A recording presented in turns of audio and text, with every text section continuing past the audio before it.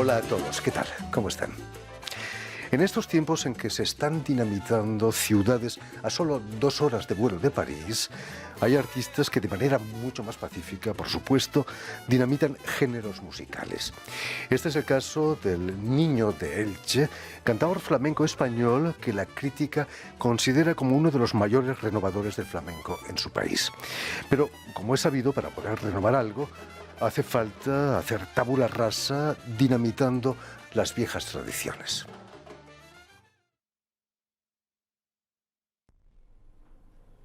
Francis, ¿estás bien?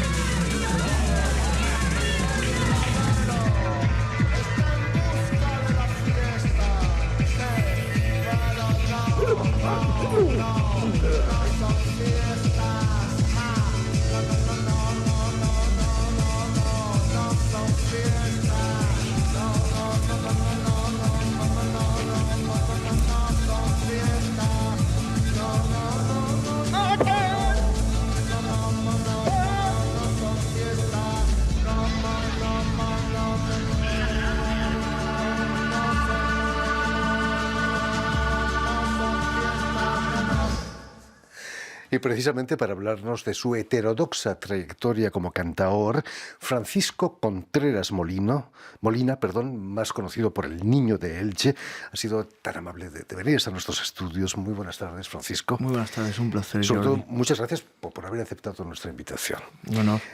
Francisco, ¿o prefieres que te llamemos Franci, como te llama tu madre en el documental sobre tu trayectoria, Canto Cósmico, que por cierto acaba de obtener en Nantes, al norte de Francia, el premio al mejor documental del Festival de Cine Español, ¿no? Sí, ha sido un muy bonito reconocimiento a la labor que han realizado Marc Sempere y Leire Apellani, los directores, bueno, y todo el equipo, lógicamente. ¿Cómo ha sido el trabajo con ellos?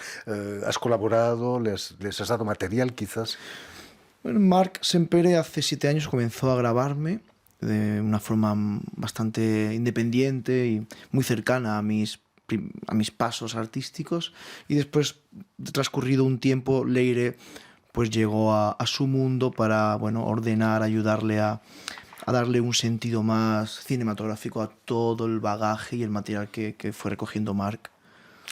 En este documental podemos echar un vistazo a tu vida. Has nacido en Elche, a orillas del Mediterráneo, en 1985, pero en el seno de una familia que llega de Granada. Eso explica todo, ¿no? ¿Se cantaba flamenco ahí en tu casa? Sí, mi padre es un pequeño aficionado al flamenco y se cantaba y sobre todo se escuchaba, no tanto por mi padre en los viajes al pueblo en Granada, sino mi abuelo paterno escuchaba mucho flamenco y comprábamos los discos con él, y eso fue es una gran escuela. Es la primera escuela para un músico es escuchar. Por supuesto. Empiezas a cantar y a participar incluso en concursos muy pequeño. Eras un niño, ¿no? Imagino que en tu casa estaban sorprendidos de esas habilidades, ¿o no? ¿O fueron ellos los que te empujaron? No, siempre es sorprendente porque en nuestras cabezas más conservadoras o convencionales no cabe el mundo del arte como labor ni como profesión muchas veces, ¿no? Entonces eso siempre sorprende, y después con el tiempo pues ha sorprendido mucho más que esa práctica ya no sea la convencional, sino que sea un poco más experimental, por decirlo así. ¿Recuerdas las primeras veces que subes a un escenario? ¿Y Sí. qué edad tenías entonces? Pues la primera vez que yo subí a un escenario tendría unos 10 años. Sí, 10 años, que era un concurso en el pueblo de mis padres, en el cual yo pues me presenté a espaldas de todos, por cuenta propia, y ya llegué a la casa de mi madre cuando estaba cocinando con el premio en la mano. Ese fue el primer. Allí nació el Niño de Elche, ¿no? Porque te llamaban así, imagino. Bueno, no, ahí no, fue un poco más tarde porque había un cantador en Murcia que yo me llamaba igual que él, Francisco Contreras. Entonces, bueno, tú sabes, el modus operandi en el flamenco es dónde has nacido, y si eres un niño, pues ya está. Ahí tienes el nombre artístico. En tus inicios en el cante, tu arte era de lo más clásico, ¿no? Sí, aparte yo era un militante del cante clásico, por decirlo así. Y ya sabemos que militante es ser limitado. Además, un erudito. Empiezas a estudiar no solamente cante, sino toda la historia del flamenco, ¿no? A mí siempre me ha interesado mucho el flamenco, y el flamenco clásico me ha interesado mucho y me sigue interesando, ¿eh? Porque es donde veo más diríamos, contenido pues sugerente para ser amoldable a la personalidad. Francisco, pero eso de ser niño prodigio tiene sus peligros. Muy pronto empiezas a interesarte por el rap, por las performances, Sí. incluso el activismo social. Hay que matar al padre para afirmarse como adulto, como decía Freud. Pues parece ser que algo de verdad lleva eso. ¿Y Sí, te sí. cansaste un poco de la tradición? Bueno, la tradición es algo móvil. Entonces la tradición en sí tiene que ver con la idea que tú tienes de ella. Entonces, bueno, ha ido pululando mi idea sobre qué entiendo por tradición y ahora tiene que ver más con unas formas, diríamos, de hacer que tienen que ver con la movilidad, con lo heterodoxo. Si hay algo tradicional, por ejemplo, en el flamenco es la heterodoxia, no la ortodoxia. Lo ha Eso sido es, siempre heterodoxo el flamenco, ¿no? siempre, siempre. Es una música bastarda, es una música intoxicada por los demás, una música que no tiene prejuicios para mezclarse con los demás, con los otros, ¿no? No ha sido nada hermética, no ha sido nada regionalista, todo lo contrario. El flamenco siempre ha estado viajando, cruzando el océano. Entonces, bueno, esa idea del flamenco hermético es una idea, es una utopía. Que realmente una idea romántica que no tiene nada que ver con su realidad. Desde sus principios el flamenco ya era un género de marginales, ¿no? Sí, Prostitutas, total, gitanos. es un degenerado, es un género degenerado. Terrible, ¿no?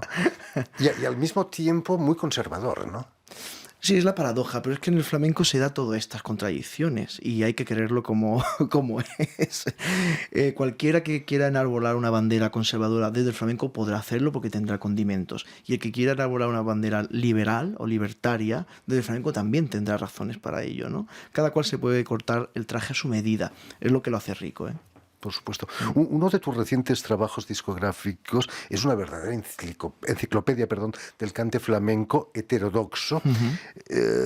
¿Cómo nace esa idea de buscar en los archivos esos cantantes que no eran conocidos, ¿no? Muchos de ellos no. Es un trabajo que hice codo con el artista Pedro G. Romero y fue un trabajo para poner en relevancia esta cosa que hemos hablado ahora, ¿no? La heterodoxia en el flamenco, de que el flamenco no se abre en los años 70, como todos pensamos, porque lo relacionamos con el paralelismo del franquismo, ¿no? Pero el arte opera desde otro sitio, ¿no? No desde el sitio que opera la política, ni la sociología, ¿no? Ni la antropología. Por lo tanto, era nuestra propuesta para comentar de que el flamenco ya nace con todas estas aristas, estas esquirlas y estas grietas que lo hacen algunas veces complejo de entender, pero que lo hace de una forma muy rica, ser un arte muy, muy sugerente. Francisco, ¿qué le debe el flamenco a la música clásica? A nombres como Falla, Albéniz, Shostakovich. Sí. Bueno, el flamenco le debe mucho a todos estos personajes y estos personajes le deben también mucho al flamenco. En la relación con Sostakovich es más porque se basa en Lorca, que Lorca para muchísima gente de fuera, de España, por decirlo así, representaba cierta imagen flamenca. O los gitanos, o Lorca, o lo andaluz, o lo español. Cada cual se acercaba a través de Lorca con su inquietud, ¿no? Y Sostakovich, pues, como Sostakovich, George Crumb o Tim Buckley, por ejemplo, son gente que se acercan, o Leonard Cohen, a través de Lorca para acercarse un poco a esa idea de lo español, lo andaluz, lo gitano, lo flamenco. Quizás Falla fue el que plasmó más fielmente ese espíritu flamenco, raspa su música. Puede ser, pero hay muchísimas otras músicas, por ejemplo, mediterráneas, o de compositores mediterráneos, o compositores latinoamericanos, que no están tan cercanos al flamenco, pero que sus modismos, los modismos que utilizan, sí están dentro de la cadencia, lo que entendemos por andaluza, ¿no? Entonces eso también nos puede recordar. Scarlatti, pues nos recuerda lógicamente al flamenco, ¿no? Porque tiene esa concepción. O el Lamento de la ninfa de Monteverdi, pues también nos recuerda al flamenco o al pop, porque están esos modismos, ¿no? Por ejemplo. Hace un par de años, y hablando de tus performances, vas a realizar una instalación sonora en el Museo Reina Sofía en Madrid, un auto sacramental invisible, que es un poco atópico o atípico. Sí. ¿Cómo fue acogida por las cofradías de la Semana Santa andaluza? Ahí estamos viendo una imagen, por ejemplo. Yo creo que las cofradías de Semana Santa andaluza no se enteraron, por suerte para ellas. Para ti, quizás. O para mí, quién sabe. No, pero la verdad que Es un proyecto que nace desde la idea de Valdelomar, este cineasta o artista global granadino, uno de los grandes artistas que hemos tenido en España, y en el mundo del cine eso vemos la mayoría de patentes que hay son realizadas por Valdelomar en el sentido experimental. Y bueno, Valdelomar le interesaba mucho porque el auto sacramental siempre han sido representaciones teatrales. Pero Valdelomar, como tenía esta influencia de las radiotelenovelas, y su mujer fue quedándose ciega poco a poco, él al sonido le dio mucha importancia. Entonces, esta cosa hace un auto sacramental invisible, que no tuviese actores en cuerpo, pero sí en voz.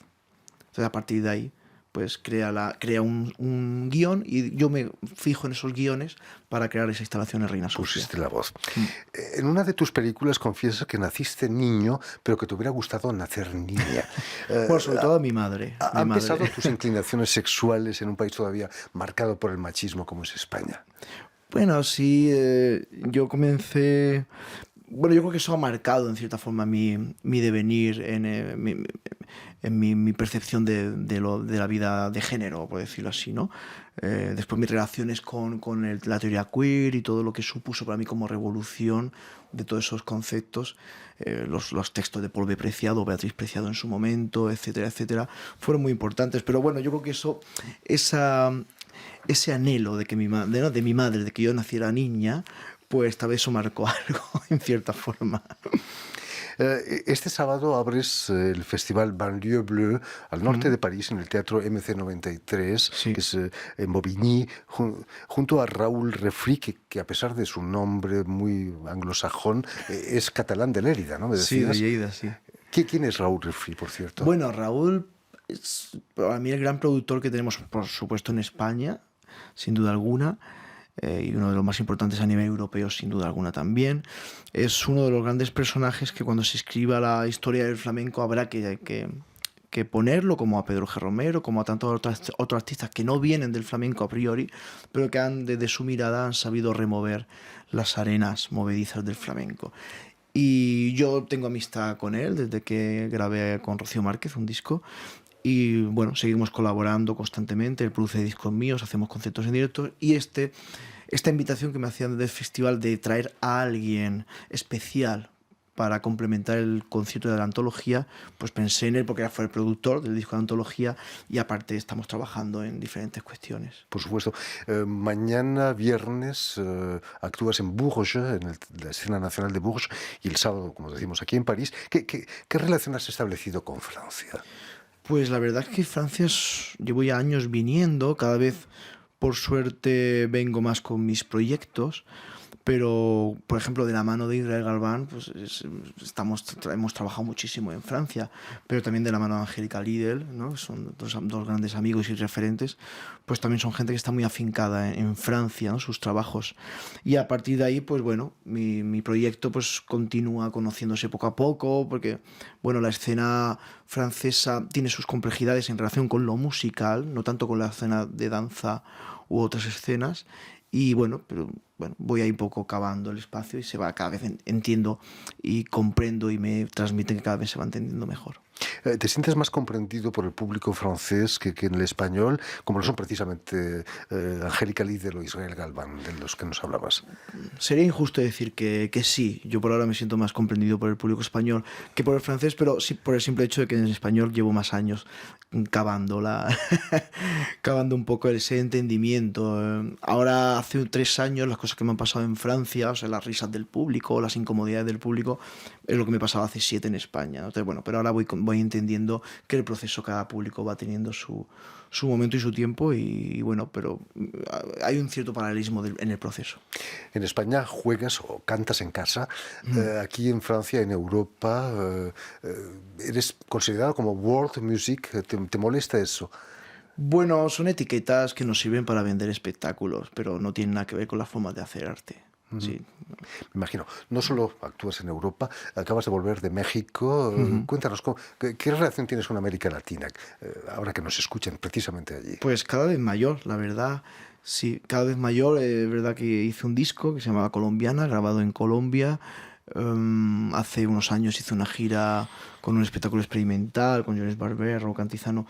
Bueno, es un territorio riquísimo, y es verdad que Bueno, he notado en este último viaje en México que, pues sí, que cada vez también propuestas como la mía tienen cabida. Hace unos años podía ser impensable, pero hay, bueno, hay espacio para todo, la verdad. Más que el flamenco tradicional en América Latina, ¿cómo es considerado allí? Pues la verdad que no lo sé, porque yo las veces que he ido no he ido en esos circuitos, entonces no conozco el territorio del flamenco en esos espacios y no sé si quiero conocerlo. Entonces, pues he ido más en espacios universitarios, espacios culturales, que son más cercanos a las propuestas que estoy haciendo ahora. Antes la ciudad de Elche era conocida por la Dama de Elche, esa escultura ibérica de no sé Sí. de qué siglo, de muchos siglos atrás, pero desde ahora ha tenido un hijo, la Dama de Elche, y el niño de Elche le ha superado en popularidad, ¿no? Ojalá, ojalá. La dama es como nuestra especie de bandera no conquistada porque está en Madrid, ¿no? Siempre tenemos el anhelo, ¿no? Pero sí es una imagen para nosotros muy mítica, sí. Imagino que sí. En fin, pues ya lo saben, si están en París, tienen la suerte de estar aquí en París, este jueves se proyecta el documental Canto Cósmico en el Instituto Cervantes y el viernes actúa en la escena nacional de la ciudad de Bourges, no muy lejos tampoco de París, pero el sábado abre el festival Banlieue Bleue, importante festival en el norte de la capital, en el Teatro MC93 al norte de París. Muchísimas gracias, A ti, Francisco, Jordi, de verdad, por tu niño tiempo de y tu Elche, dedicación. por haber Sí. estado aquí con nosotros. Permíteme también que dé las gracias a Steven Hersley y también a la señorita Loiseau, que se han encargado de la realización del programa, y también enviar un saludo muy especial a nuestros telespectadores, porque también los tenemos, que nos siguen en toda América Latina, en México, por supuesto, gracias a la cadena UCL, que emite para todo el continente, y también a la red TAL, que reúne las televisoras públicas y universitarias de América Latina. Muy bien. Y a ustedes, muchísimas gracias por seguirnos y les damos cita para una nueva edición de El Invitado de Radio Francia Internacional.